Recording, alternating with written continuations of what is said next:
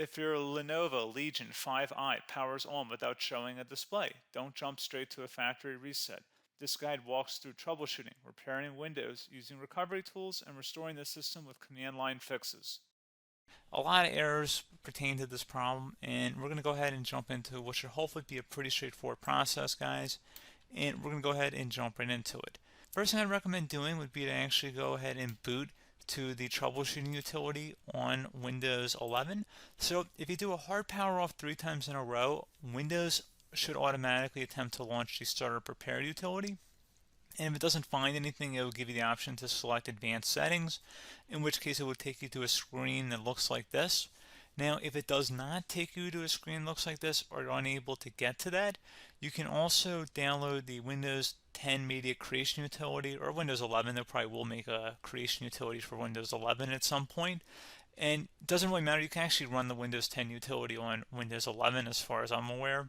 And you should be able to run the troubleshooting utilities built in within it. So you just would go ahead and download it to an ISO file and then burn it to a DVD or USB. It'd have to be about 4 gigabytes or more. It couldn't be a small USB flash drive, and it couldn't be a CD. It'd have to be a DVD.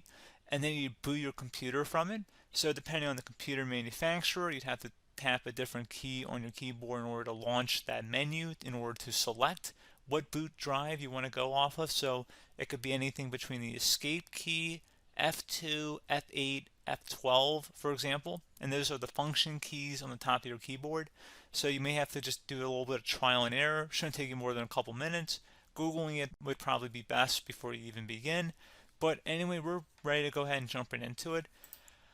So we're on the choose an option page. So these will look very similar whether you're booting from it directly within Windows itself, or if you're plugged in a USB flash drive with the media creation utility installed and you selected the recovery option. So when you are setting up your Windows 11 installation or Windows 10, depending on the drive you're using, there should be an option to repair your computer in the bottom left corner of the dialog window, one of the first screens that comes up. You go ahead and select that, and then it would take you to a troubleshooting screen like you see here. And you want to go ahead and select troubleshoot, reset your PC, or see advanced options. And then there are going to be a whole bunch of options in here that we're going to explore in today's video. The first one, we're going to actually go underneath advanced options and then select startup prepare, fix problems that keep Windows from loading. So go ahead and select that first.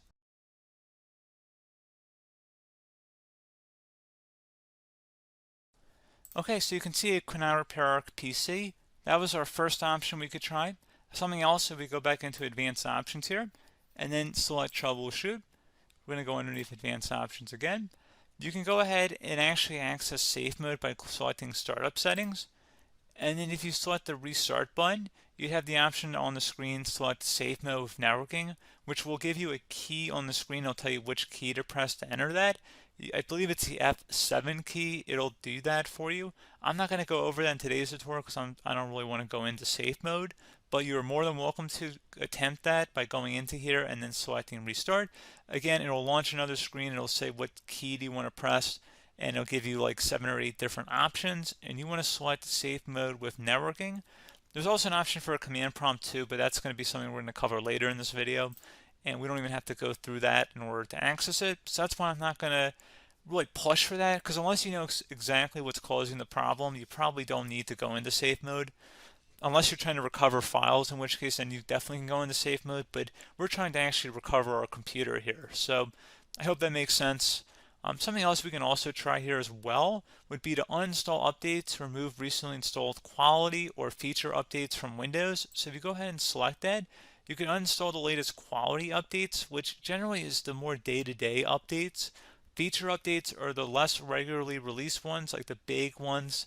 I would equate it to service packs in like Windows 7 and Windows Vista and Windows XP. So larger updates that occur once or twice a year at most. And the quality updates are more just a regular update. So probably obviously depend, it'll take longer if you're going to try and uninstall the latest feature update versus quality update. And maybe you don't need to go back that far. So just giving you guys a couple of pointers with that. Something else you can also look at here, and we're going to jump into the command prompt in a little bit, but you can select System Restore, which will use a restore point recorded on your PC to restore Windows. And this is something I would highly recommend here, guys. So select Next. Assuming you have a restore point saved on your computer, you go ahead and select the most recently created one, and you'll select next, and then you'll select the drive. You shouldn't actually have to select the drive. You can scan for affected programs, but we're going to keep it all default here, and then we're going to select finish. So once started, system restore cannot be interrupted. Do you want to continue? I think we're going to select yes. I don't think we have anything better to do on our computer right now, so just give it a moment here to initialize. It will take a couple minutes to run, obviously depending on how large your hard drive is and how much is saved on the system restore point. So just give it a couple minutes here.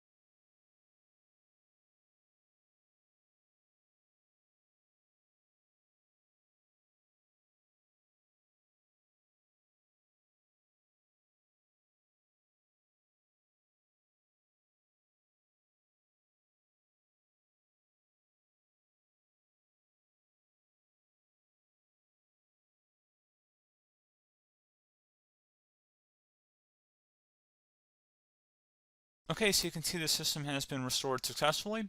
We're going to go over a couple different methods in addition to that if that did not work. So I'm just going to pause the video and we're going to start back on the recovery screen that we started with. Okay, so a couple other things we can try here too. If you go back into troubleshoot, you can select reset your PC while you choose to keep or remove your personal files and then reinstalls Windows. You can select to keep my files, which will remove apps and settings but keeps your personal files. You can also select remove everything, which will remove all of your personal files, apps, and settings. So this is more of a factory reset, the second option here. First option, it should not delete all of your personal files. However, it will pretty much clear most of your programs, and keep in mind, there's no guarantee that your information, number one, is even still available and easily recoverable on your computer to the point that you actually would be able to recover anything. And the second point is that there's always a chance that it won't actually recover and it will just do a factory reset anyway. So there's no guarantee that actually would keep your files anyway. So I would recommend trying to get a recovery tool and backing that up first before selecting it anyway. But again, those are a couple different options. And then something else you can try here if you go back to the choose an option. Another option, if you go underneath choose an option and select troubleshoot, advanced options, and now select where it says command prompt. Okay, so the first thing we should do is type our main hard drive here. In most cases, it should be the C drive. So you just do a C colon and then hit enter on your keyboard. So once you're underneath the C drive, we're going to type in dir and then hit enter on your keyboard. It should have program files, users, and Windows all in there. That's how you know you're in the right directory.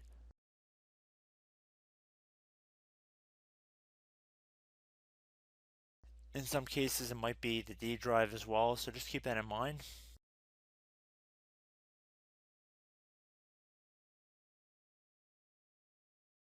Next thing we're going to do is type in cd space / Windows / system 32 / config, and then you're going to hit enter on your keyboard.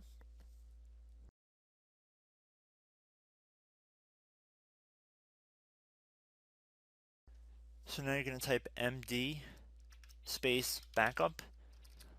If you've seen other tutorials, it might also say to put down md backup.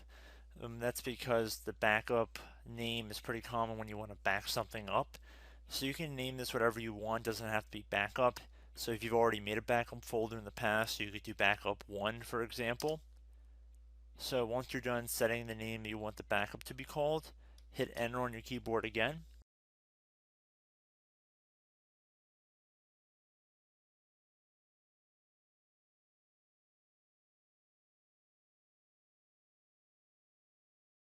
At this point, you want to type copy, C-O-P-Y, space.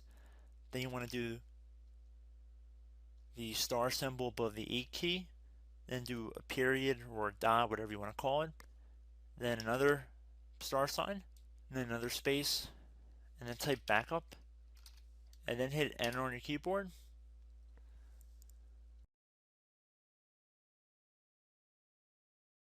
Now you want to type cd reg back, R-E-G-B-A-C-K,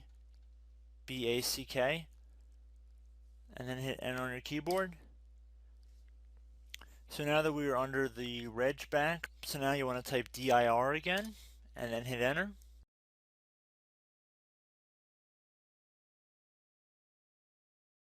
So now at this point we're going to type copy again. So copy, space, star sign, dot, another star sign, space, and then 2 dots. So we're going to type copy, space, star sign, dot, sign, star sign, dot, dot, and then hit enter on your keyboard again. So for overwrite, you want to overwrite all. So type A on your keyboard, so capital A, and then hit enter on your keyboard.